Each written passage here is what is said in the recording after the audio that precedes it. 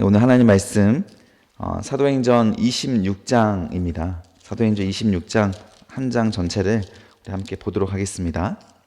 아그리빠가 바울에게 이르되 너를 위하여 말하기를 내게 설악하노라 하니 이에 바울이 손을 들어 변명하되 아그리빠 왕이여 유대인이 고발하는 모든 일을 오늘 당신 앞에서 변명하게 된 것을 다행히 여기나이다. 특히 당신이 유대인의 모든 풍속과 문제를 아심이니이다. 그러므로 내 말을 너그러이 들으시기를 바라나이다. 내가 처음부터 내 민족과 더불어 예루살렘에서 젊었을 때 생활한 상황을 유대인이 다 아는 바라. 일찍부터 나를 알았으니 그들이 증언하려면 내가 우리 종교의 가장 엄격한 팔을 따라 바리새인의 생활을 하였다고 할 것이라. 이제도 여기 서서 심문받는 것은 하나님이 우리 조상에게 약속하신 것을 바라는 까닭이니 이 약속은 우리 12지파가 밤낮으로 간절히 하나님을 받들어 섬김으로 얻기를 바라는 것 바인데 아그리빠 왕이여 이 소망으로 말미암아 우리가 유대인들에게 고소를 당하는 것이냐이다.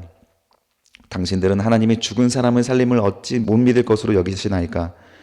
나도 나사렛 예수의 이름을 대적하여 많은 일을 행하여야 될 줄 스스로 생각하고 예루살렘에서 이런 일을 행하여 대제사장들에게서 고난을 받아가지고 많은 성도를 옥에 가두며 또 주일 때가 내가 창성 투표를 하였고 모든 회당에서 여러 번 형벌하여 강제로 모독하는 말을 하게 하고 그들에 대하여 심히 격분하여 외국 성까지 가서 박해하였고 그 일로 대제사장들의 권한과 위임을 받고 다메섹으로 갔나이다.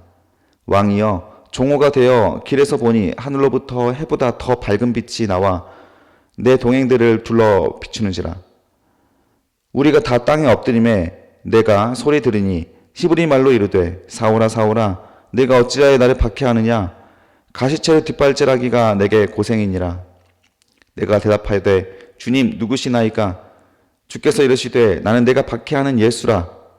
일어나 너의 발로 서라. 내가 내게 나타난 것은 곧 내가 나를 본 일과 장차 내가 내게 나타난 일로 너로 종과 증인을 삼으려 함이니 이스라엘과 이방인들에게서 내가 너를 구원하여 그들에게 보내어 그 눈을 뜨게 하여 어둠에서 빛으로 사탄의 권세에서 하나님께로 돌아오게 하고 죄사함과 나를 믿어 거룩하게 된 무리 가운데서 기업을 얻게 하리라 하더이다. 아그리빠 왕이여 그러므로 하늘에서 보이신 것을 내가 거스르지 아니하고 먼저 다메섹과 예루살렘에 있는 사람과 유대 온 땅과 이방에까지 회개하고 하나님께로 돌아와서 회개에 합당한 일을 하라 전함으로 유대인들이 성전에서 나를 잡아 죽이고자 하였으나 하나님이 도우심을 받아 내가 오늘까지 서서 높고 낮은 사람 앞에서 증언하는 것은 선지자들과 모세가 반드시 되리라고 말한 것밖에 없으니 곧 그리스도가 고난을 받으실 것과 죽은 자 가운데서 먼저 다시 살아나사 이스라엘과 이방인들에게서 빛을 전하라 함이나이다 하니라. 바울이 이같이 변명하매 베스도가 크게 소리내어 이르되 바울아 내가 미쳤도다. 내 많은 학문이 너를 미치게 한다 하니 바울이 이르되 베스도 각하여 내가 미친 것이 아니요 참되고 온전한 말을 하나이다. 왕께서는 이 일을 아시기로 내가 왕께 담대히 말하노니 이 일에 하나라도 아시지 못함이 없는 줄 믿나이다. 이 일은 한쪽 구석에서 행한 것이 아니니이다. 아그리빠 왕이여 선지자를 믿으시나이까. 믿으시는 줄 아나이다. 아그리빠가 바울에게 이르되 내가 적은 말로 나를 권하여 그리스도인이 되게 하려 하는도다. 바울이 이르되 말이 적으나 많으나 당신뿐 아니라 오늘 내 말을 듣는 모든 사람도 다 이렇게 결박된 것 외에는 나와 같이 되기를 하나님께 원하나이다 하니라. 왕과 총독과 버니게와 그 함께 앉은 사람들이 다 일어나서 물러가 서로 말하되 이 사람은 사형이나 결박을 당할 만한 행위가 없다 하더라. 이에 아그리빠가 베스도에게 이르되 이 사람이 만일 가이사에게 상소하지 아니하였더라면 석방될 수 있을 뻔하였나이다 하니라. 네, 오늘 사도행전 26장 말씀으로 모두가 나와 같이 되기를 바랍니다. 모두가 나와 같이 되길 바랍니다 라는 제목으로 주의 말씀을 증거하도록 하겠습니다. 여러분, 어떤 좋은 소식이 있다면 우리는 사랑하는 사람에게 그 좋은 소식을 전합니다. 그것이 그 사람에게 큰 유익이 되는 일이다 여기면 더 열심히 전합니다. 예를 들어서 금값이 오릅니다. 이 주식을 반드시 사야 합니다. 이 코인을 반드시 사야 합니다. 반드시 오를 수밖에 없는 어떤 좋은 소식이 있다고 할 때 우리는 그것을 사랑하는 사람에게 전하는 것을 기쁘게 여길 것입니다. 좋은 소식을 전하는 것은 분명 기쁜 일입니다. 그런데 만약에 이 단순히 돈에 관한 것이 아니라 이 사람의 생명에 관한 것이면 어떻습니까? 사람들의 생명에 관한 것이면 어떻습니까? 그것을 전하는 것은 선택이 아니라 필수입니다. 단지 이 돈에 대한 부동산이나 뭐 이런 유익을 위하여서 전하는 것은 목숨을 걸고 전할 것은 아닙니다. 전해도 되고 전하지 않아도 되고 선택 사항이지 않습니까? 그런데 만약에 그 사람의 생명에 관한 일이라면 이 이야기는 달라집니다. 이것은 전하지 않으면 오히려 죄가 되는 것이죠. 알고 있으면서도, 그 사람이 죽을 것을 알고 있으면서도, 이 나라가 멸망할 걸 알고 있으면서도 그걸 전하지 않는다면 그것은 그 사람에게 큰 잘못된 행동을 하고 있는 것이죠. 그래서 이것을 바로 사명이라고 부릅니다. 사명은 선택사항이 아니라 이 사명을 그 사람을 위하여서 내가 전하지 않았을 때 그 사람들에게 상당한 타격과 피해가 갈 것을 뻔히 알면서도 전하지 않는 것, 분명히 중요한 소식인 걸 알면서도 하지 않는 것을 사명을 다하지 않았다라고 말하는 것이죠. 사명은 우리에게 부여되는 것입니다. 내가 그것을 먼저 알았기 때문에 부여가 되는 것이죠. 바울은 사명을 가진 자로서 가장 모범된 모습을 우리에게 보이고 있습니다. 먼저 예수를 만났기 때문에 그렇습니다. 유대인들은 예수를 만나지 못했지만 바울은 예수를 만났습니다. 예수를 알고 있었기 때문에 예수를 알지 못하는 자들이 영생을 살아가지 못하고 영벌에 처하게 될 것을 바울이 이들에게 전하면서 바울은 자신의 사명을 감당하는 것입니다. 그런데 단순히 돈을 전하는 것보다, 부동산이 오를 것이나 금값이 오를 것을 전하는 것보다 영원한 생명을 선포하는 일이지 않습니까? 사랑하는 사람들을 구원하는 일이, 이 유익을 주는 일이 큰 기쁨이 될진데 그 사람에게 영생을 주는 일은 얼마나 큰 기쁨이 되겠습니까? 우리는 바울이 목숨을 걸고 달려가고 있는 이 모든 현장에 대해서 이와 같은 관점으로 우리는 이해를 해볼 수 있다는 것이죠. 복음을 전하는 일은 분명히 기쁨이 되어야 합니다. 그래서 바울은 오늘도 이 아그리파 왕에게 자신을 변호하게 되는데, 왜 이렇게까지 해서 복음을 전하고 있는가? 무엇을 위해서 복음을 전하고 있는가? 왜 하나님만을 향하여 이 결박당하는 걸 두려워하지 않으며 나는 이렇게까지 누가 보면 제정신이 아는 사람처럼 달려가고 있는가? 저는 요즘에 이 바울의 말씀을 읽고 있으면서 정말 제정신이 아니구나, 정말 정신이 나갔구나, 정말 예수께 미쳐 있구나, 이게 저한테 너무 큰 부러움으로 다가왔습니다. 저는 이 바울과 비교해서는 이만큼 저는 미쳐 있지는 않다라는 생각이 드는 거예요. 오늘 본문을 통해서 바울이 왜 미쳐 있는지, 왜 모든 사람들에게 나와 같이 되기를 바라는지, 그것을 한번 이 바울의 간증을 통해서 한번 확인해 보겠습니다. 1절 보겠습니다. 아그리빠가 바울에게 이르되 너를 위하여 말하기를 내게 허락하노라 하니 이에 바울이 손을 들어 변명합니다. 아그리빠 왕이여, 유대인이 고발하는 모든 일을 오늘 당신 앞에서 변명하게 된 것을 다행히 여기나이다. 믿고 주십시오. 다행히 여기나이다. 저는 이 바울이 아그리빠 왕에서 자신의 일을 간증하게 될 수 있는 순간이 찾아왔다는 것을 또 너무 기쁘게 여겼습니다. 바울이 너무 기쁘게 여기고 있다는 감정이 느껴집니다. 천부장에게 전했을 때에도 기쁨이 있었고, 베스도에게 전했을 때에도 기쁨이 있었고, 이제는 아그리빠 왕에게 점점 더 큰 권력자들에게, 큰 영향력을 행사하는 자들에게 복음을 전할 수 있다는 소식을, 이건 아무나 거질 수 있는 기회가 아니지 않습니까? 이런 기회를 바울이 지금 즐기고 있구나, 이런 생각까지 들었습니다. 오늘 당신 앞에서 변명하게 된 것을 다행으로 여기나이다. 2년 동안이나 갇혀있고 2년 동안이나 자유가 없는 삶을 살아갔으면서 이런 다행으로 여기는 마음, 정말 제정신이 아니지 않습니까? 3절에 보십시오. 특히 당신이 유대인의 모든 풍속과 문제를 아심이니이다. 그러므로 내 말을 너그러이 들으시기를 바라나이다. 내가 처음부터 내 민족과 더불어 예루살렘에서 젊었을 때 생활한 것을 유대인이 다 압니다. 이제 바울이 과거의 일을 말하는데, 자기가 젊었을 때 어떤 모습이었는지 유대인들이 알고 있다는 것이죠. 5절에 보니까 일찍부터 나를 알았으니 그들이 증언하려 하면 내가 우리의 종교의 가장 엄한 파를 따라 바리새인의 생활을 하였다고 할 것이라. 모든 유대인들이 인정하는 바라는 것이죠. 나는 가장 유대인들 중에서도 유대인이었다. 그리고 6절에 보십시오. 이제 여기 서서 신문을 받는 것은 하나님이 우리 조상에게 약속하신 것을 바라는 까닭이다. 내가 여기서 신문을 받는 것, 그 이유가 무엇입니까? 밑줄 그어주십시오. 우리 조상에게 약속하시는 것을 바라는 까닭에 여기서 신문을 받게 되었다는 것. 우리 조상들이 약속하신 것을 바라는 것이 무엇입니까? 메시아입니다. 우리를 이 로마의 속박으로부터 벗어날 그 메시아가 이 모든 유대인들의 가장 큰 소망이고 꿈이지 않습니까? 그런데 그 바울이 이 메시아를 만났고 그 메시아를 위하여 신문받는 자리에 있다.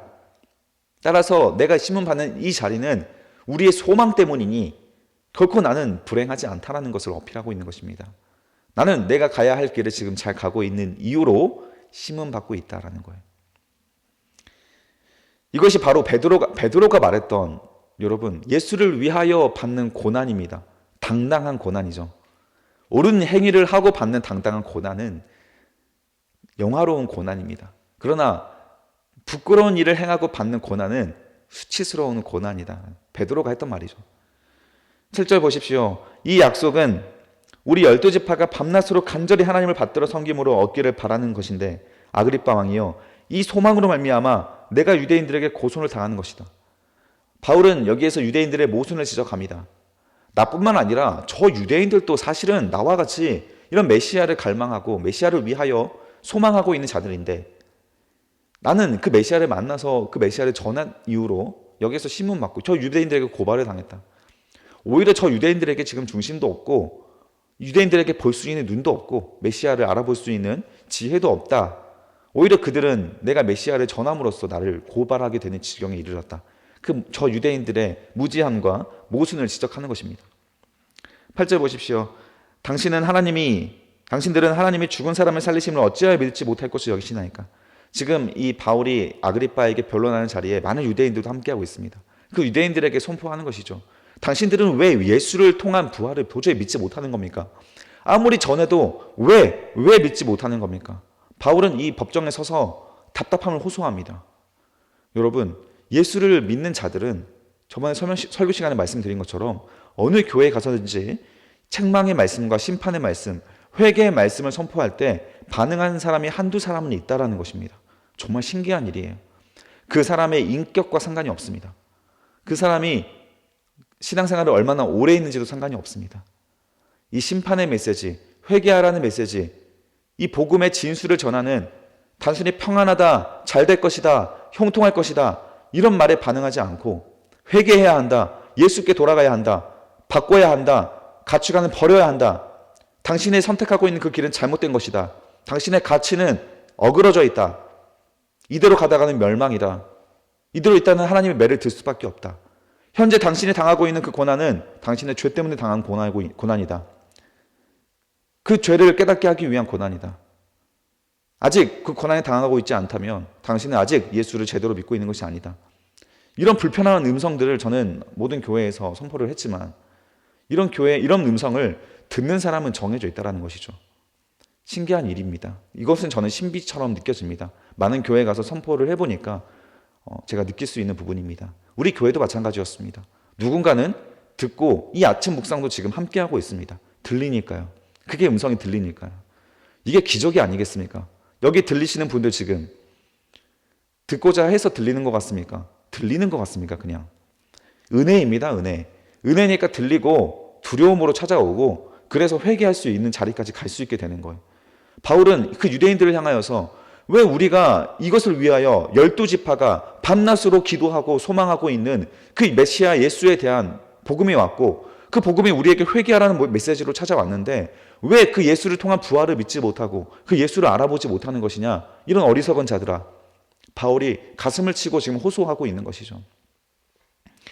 9절에 보십시오. 나도 처음에는 알지 못했다. 나도에 비추어 보십시오. 그 유대인들에게 답답함을 표현하면서 자신의 간증을 하는 겁니다. 나도 너희와 같았어. 나도 못 알아봤어. 그런데 나사렛 예수의 이름을 대적하여 많은 일을 행하여야 될 줄로 스스로 생각하고 윤리적으로 율법적으로 많은 일들을 해야 되는 줄 알고 이 나사렛을 믿고 나사렛 도당을 믿고 있는 자들을 박해했다라는 것이죠. 뭐라도 해야 된다고 생각을 해서 10절에 예루살렘에서 이런 일을 행하여 대제사장들에게서 고난을 받아가지고 많은 성도를 옥에 가두며 또 죽일 때에 내가 찬성 투표를 하였고, 스데반 집사님이죠. 또 모든 회당에서 여러 번 형벌하여 강제로 모독하는 말을 하게 하고, 강제로 모독하는 말, 그냥 이 예수를 믿지 않겠다라고 하는 배교화시키는 일을 했다라는 것이죠. 그 일을 했는데 이 말이 여러분 하게 하고, 모독한 말을 하게 하고 해서 이 하게 하고가 그 에난카존이라는 건데 미완료로 사용되어 있습니다. 그러니까 하게 해서 성공했다가 아니라 하게 하려고 시도를 했지만 쉽지 않았다. 계속했다. 미완료를 말하고 있는 거예요. 쉽게 배교하지 않았다라는 거예요. 그래서 어떻게 되냐면 그들에 대하여 심히 격분하여 외국 성에까지 가서 박해야 할 때 그들에 대해서 심히 격분했다는 거예요. 배교하려고 했는데 배교가 안 되니까 도저히 이들이 예수를 떠나지 않고 이들을 예수를 안 믿겠다는 말을 하지 않으니까 더 많은 박해가 있었다. 그래서 더 많이 상하는 사람들이 생겼다라는 것을 말하는 것이죠. 초대교인들도 바울과 같이 마찬가지입니다. 예수를 만났기 때문에 예수가 우리의 마음속에 들어와서 믿어졌기 때문에 배교가 안 되는 거예요. 믿어지는 것은 은혜입니다. 갑자기 마음에 믿어지는 거예요. 들리는 거예요. 보이는 겁니다. 두려워지는 것이고 회개가 되는 것이고 소망이 되는 것입니다. 여러분, 이 은혜가 여러분들에도 있기를 축복합니다. 그러나 들리고 두려운 것으로만 끝나면 안 됩니다. 회개로 행동으로 옮겨져야죠. 벨릭스는 두려웠지만 회개로까지 가지 않았지 않습니까? 12절에 보시면 그 일로 대제사장들의 고난과 위임을 받았고 다메섹으로 갔나이다. 왕이여, 종호가 되어 길에서 보니 하늘로부터 해보다 더 밝은 빛이 나와 내 동행들을 둘러 비추는지라. 여러분, 종호가 되었대요. 이때 팔레스타인의 종호는 40도 50도 육박한 만큼 뜨거운 햇빛이 내려지는 곳입니다. 따라서 종호에는 웬만하면 길거리에 돌아다니지 않고 그늘에서 쉬고 있다가 해가 질 역에 다시 이동을 시작합니다. 그런데 바울이 지금 이 종호에 다메섹으로 달려가고 있다는 거예요. 햇볕이 쬐고 있어서 정말 이 뜨거운 햇볕이 머리를 뜨겁게 하고 있음에도 불구하고 그걸 참고 달려가고 있는 거예요. 바울이 강한 열심을 드러내는 겁니다. 쉬지 않고 달려가서 저들을 죽이리라. 그런 마음으로 달려갔다. 충성스럽게 율법을 지키기 위해 달려갔는데 그때 하나님의 음성이 해보다 강한 음성, 빛이 내게 들림으로 14절에 우리가 다 땅바닥에 엎드러졌다. 은혜죠, 은혜. 은혜로 만난 겁니다, 예수를. 내가 소리를 들으니 예수님께서 말씀하시죠. 히브리 말로 이르되, 히브리 말은 아람어입니다. 사울아 사울아 내가 어찌하여 나를 박해하느냐. 그러면서 밑줄 그어주십시오. 가시체를 뒷발질하기가 내게 고생이다. 이거는 그 헬라와 라틴의 세계에 퍼져 있는 유명한 속담입니다. 이건 신을 대적하는 행동, 신을 대적하는 어리석고 무모한 행동으로서 불가능한 행동을 한다. 이런 표현이에요. 이 가시체라고 하는 것은 그 채찍 끝에 새가 달려 있습니다. 그래서 소가 길을 제대로 가지 않을 때 이 가시채로 소를 때리는 거예요. 아프죠? 근데 소가 자꾸 그거를 말을 잘 안 들어서 이 뒷발질을 자꾸 하게 되면 더 맞는 거예요. 그러니까 소가 고생을 하는 거잖아요. 어쨌든 소는 이 주인이 가라고 하는 곳에 가야 합니다. 근데 가지 않고 그냥 어거지로 자기 힘으로 뒷발질을 하고 있으면 더 맞는 거예요. 더 고통스럽게. 이것이 고생이다라고 하면서 예수님께서 바울에게 말했다는 거예요. 야, 너가 달려가고 있는 그 일이 너무 고생스러운 일이다. 너 지금 소가 뒷발질하고 있는 거야. 가시채 맞고 지금 뒷발질하고 있는 것이 너는 그래서 고통스러운 거야. 너 지금 정말 행복하니? 그 사람들 죽이고 결박하는 거 행복하니? 그거 나를 위한 일이 아니야. 그거 오히려 나를 박해하는 일이야. 예수님께서 지금 이 사도 바울에게 그렇게 말을 해주고 있다는 것이죠. 여러분들의 인생이 하나님을 자꾸 가시채를 때리고 여러분들은 자꾸 뒷발질을 하고 이런 인생이 되지 않기를 바랍니다. 그럼 더 아파요. 하나님의 은혜가 여러분들에게 딱 메인바 되었다면 그냥 순종하고 걸어가시면 됩니다. 벨릭스처럼 두려운 마음이 생겼는데 고쳐지지 않으면 얻어맞는 거예요, 계속. 근데 이 얻어맞는 것은 제가 말씀드리지 않았습니까? 이 자체가 축복입니다. 그래서 우리가 올바른 길로 걸어가서 하나님 나라로 향할 수 있도록 우리의 길을 안내해 주는 거잖아요. 하나님은 그 길을 뚜렷이 아는 분인데 그 길을 알면서도 사랑하는 자녀를 그냥 내버려둬요? 자기가 가고 싶은 대로. 그거 자체가 하나님의 사랑의 모순입니다. 하나님은 자신의 사랑에 진실하신 분이에요. 따라서 우리가 이 죄 안에 머물러 있다면 이것으로 멸망할 수밖에 없기 때문에 하나님은 이 길을 알고 있는 그 하나님은 그 진실한 사랑에 충성하시며 목숨을 걸고 우리를 죽일 만큼 길을 옮기려고 싸워가시는 겁니다. 그리고 자신이 죽을 만큼 사랑하심으로 대신 죽으심으로 그 죄를 해결해 주시려고 하시는 분이에요. 하나님의 관심사는 온통 이 죄에 있습니다. 하나님의 관심사는 온통 우리가 구원받는 일에 있습니다. 사업이 잘 되는 것, 여러분, 돈을 버는 것, 하나님의 관심사에서 없습니다. 전혀 없어요. 그거 가지고 하나님께 기도하시면 얼마나 하나님 답답합니까? 지금 네 죄를 보라고, 내 죄를 보라고. 너 하고 있는 길이 지금 맞는 길이냐고. 하나님은 그 말밖에 안 하시는 거죠.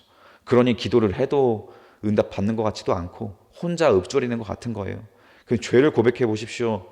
하나님의 따뜻한 음성이 들립니다. 그제서야 우리가 가야 할 길이 보이는 거예요. 기도가 이런 거구나. 회개가 될 때 기도의 참 맛을 알게 됩니다. 이것이 정말 큰 하나님의 음성이 들리는 것으로 내가 회복되는 것을, 이 기도가 나에게 회복이고 힘이구나. 이거를 그때야 알게 되는 거예요. 지금 여러분 기도를 참으면서 하잖아요. 해야 하니까 하지 않습니까? 앞에서 기도 인도하면 기도가 나오십니까? 예배 시간에 기도 인도하면 왜 이렇게 기도 인도 길게 하는지, 기도가 제대로 나오십니까? 우리 청년부 기도 시간이 너무 조용하지 않습니까? 기도가 안 나오는 이유가 뭐예요? 애통하는 마음이 없어요. 애통하는 마음이. 그러면 여러분 기도가 힘들어요. 회개하는 마음에는 뜨거운 눈물이 있고 하나님의 사랑이 느껴지는 겁니다. 하나님의 관심사가 거기에 있기 때문에 그런 거예요. 15절 보십시오. 내가 대답하되 주님 누구십니까?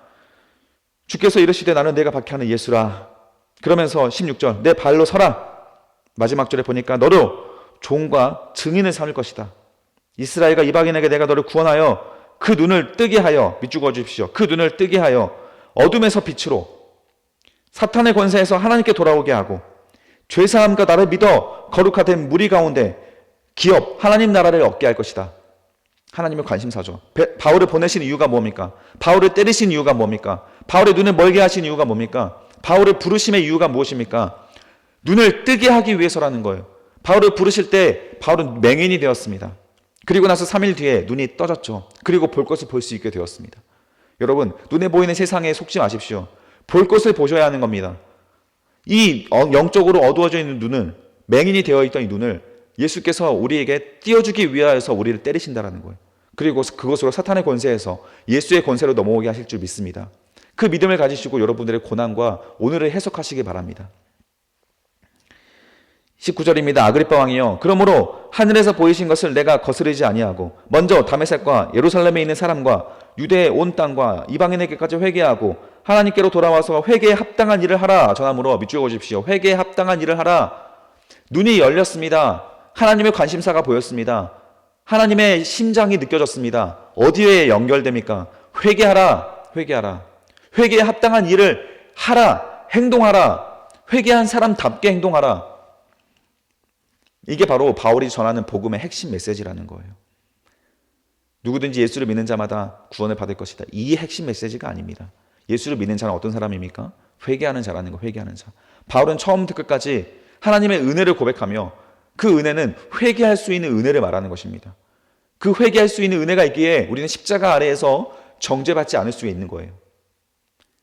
로마서 8장 1절, 누구든지 십자가 아래에 있는 자는 결코 정죄함이 없다라고 하는 그 말씀, 그 자유함의 말씀, 그 말씀은 바로 이 회개함에서부터 이루어지는 은혜의 말씀이라는 거예요. 바울이 그것을 깨달아 그 은혜를, 복음을 전하고 있는 것입니다. 21절입니다. 유대인들이 성전에서 나를 잡아 죽이고자 하였으나 하나님의 도우심을 받아 내가 오늘까지 서서 높고 낮은 사람 앞에 증언하는 것은 선지자들과 모세가 반드시 되라고 한 말밖에 없으니 곧 그리스도가 고난을 받으실 것과 죽은 자 가운데서 먼저 살아나사 이스라엘과 이방인들에게 빛을 전하라 함이니이다.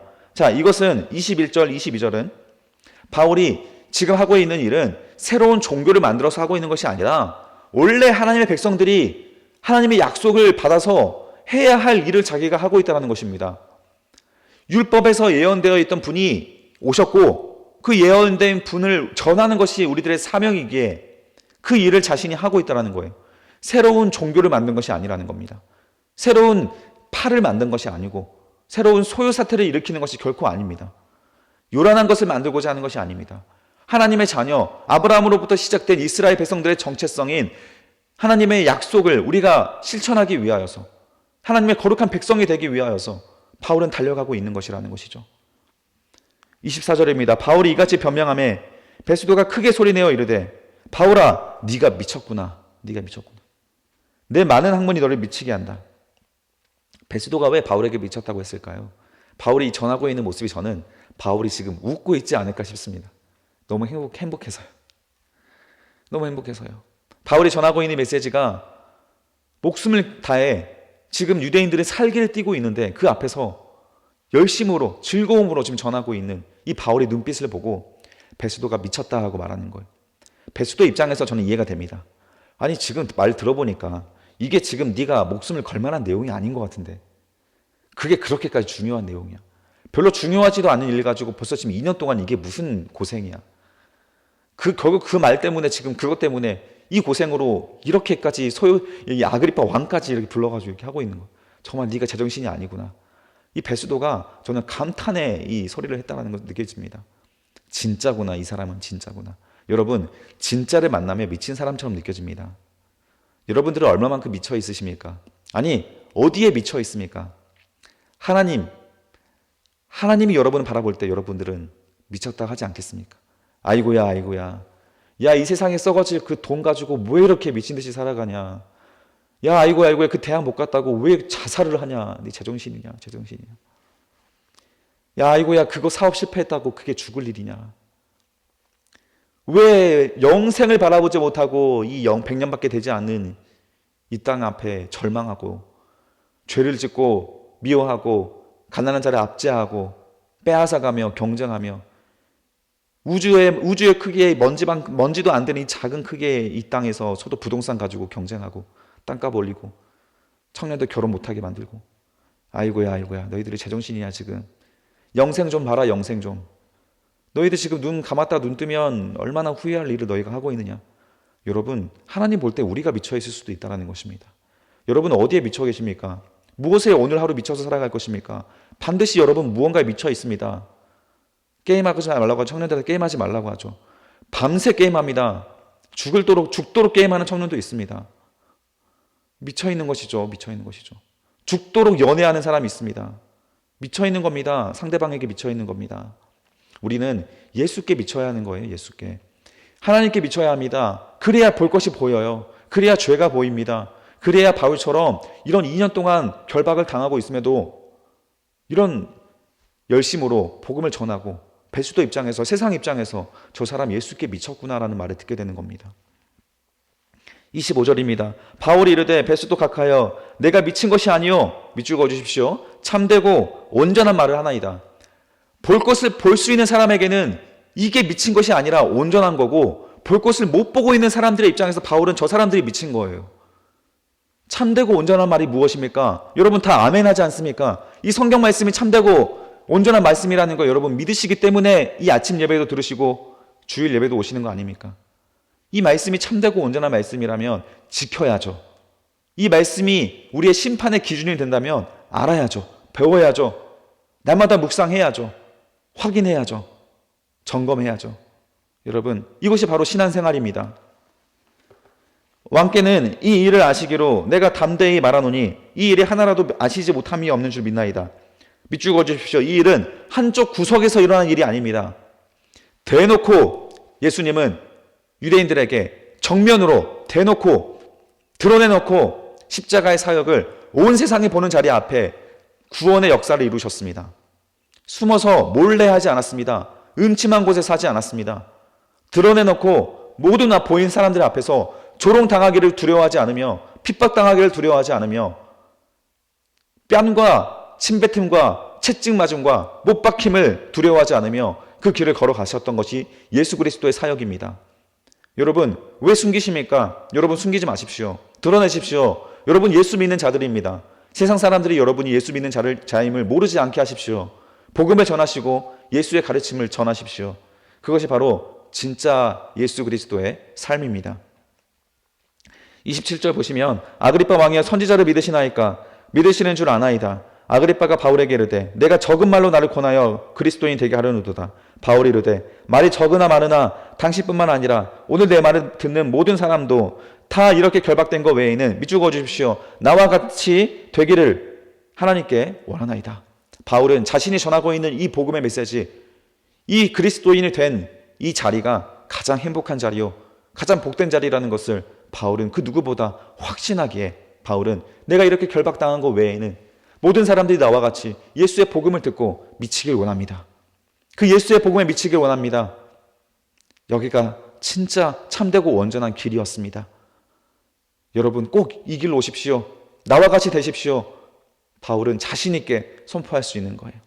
이것은 바울이 복음으로 진실하게 행복했기 때문에 전할 수 있는 겁니다. 진실로 행복하면 진심으로 전하게 됩니다. 진심으로 하나님 나라가 보이면 진심으로 지옥이 두려워지고 하나님 나라를 진실하게 전하게 됩니다. 왕과 총독과 번이게와 그 함께 앉은 사람들이 다 일어나서 물러가 서로 말하되 이 사람은 사형이나 결박을 당할 만한 행위가 없다. 그냥 예수쟁이구나. 미쳐있는 것뿐이구나. 그리고 나서 32절에 말합니다. 이에 아그리빠가 베스도에게 이르되 이 사람이 만일 가이사에게 상소하지 아니하였더라면 이 자리에서 석방될 수도 될 뻔했다. 여러분, 이 말이 아쉽게 들립니까? 바울에게는 아차 싶은 말씀으로 들렸겠습니까? 괜히 가이사에게 상소했구나. 여기서 풀려날 수 있었는데. 그랬겠습니까? 그렇지 않습니다. 바울은 결박돼서 이곳에 있는 것이 가장 안전하게 로마로 향할 수 있는 길입니다. 로마 군사들에게 보호를 받아가면서 향할 수 있는 길이기에 바울은 여기서 풀려나기를 원하지 않습니다. 바울에게 죄가 없다는 것을 천부장도, 벨릭스도, 베스도도, 아그리빠 왕도, 여기에 모여있는 다른 로마 관료들이 다 인정하는 바이지만 그럼에도 불구하고 왜 풀려날 수가 없는 겁니까? 왜 이런 죄가 없는 사람이 계속 갇혀있게 되는 것입니까? 하나님의 뜻이니까요. 하나님의 길이니까요. 그런 길인 세상 사람들이 볼 때에 미련한 구류된 인생일 수도 있지만 바울은 가장 형통한 인생으로 해석할 수가 있는 것입니다. 여러분들의 인생은 어느 자리에 있으십니까? 하나님에게 붙들린 인생이 되어 있다면 두려워하지 마십시오. 반드시 여러분들의 인생을 통하여 하나님 나라가 이루어질 것입니다. 여러분의 뜻대로 살아가는 것으로 만족하지 마시고 하나님의 뜻대로 살아가는 것으로 기쁨을 얻을 수 있는 하루가 되시기를 주님의 이름으로 축복합니다. 기도하겠습니다. 살아계신 아버지 하나님, 오늘 바울이 아그리빠 왕에게 전심으로 전하는 간증의 메시지를 다시 한번 확인하였습니다. 벌써 여러 차례 바울의 간증을 들었지만 하나님, 정말 오늘도 우리에게 주는 뜨거움과 우리에게 주는 부끄러움이 있습니다. 우리의 죄를 우리는 바울처럼 살아가지 못하는 모습으로 죄에 쌓여서 부끄럽게 살아가고 있는 우리들의 모습이지만 하나님, 우리도 바울과 같이 당당하게 생명을 전하는 사명으로서 이 기쁨으로써 이 사명을 모든 것들을 감당할 수 있도록 믿음과 생각과 마음을 지켜 보호하여 주시옵소서. 바울처럼 후회 없는 인생이 되게 하시고 하나님께 붙들린 인생으로 순종하며 걸어갈 수 있는 오늘 하루가 될 수 있도록 주여 인도하여 주시옵소서. 감사드리며 예수 그리스도의 이름으로 기도드립니다. 아멘.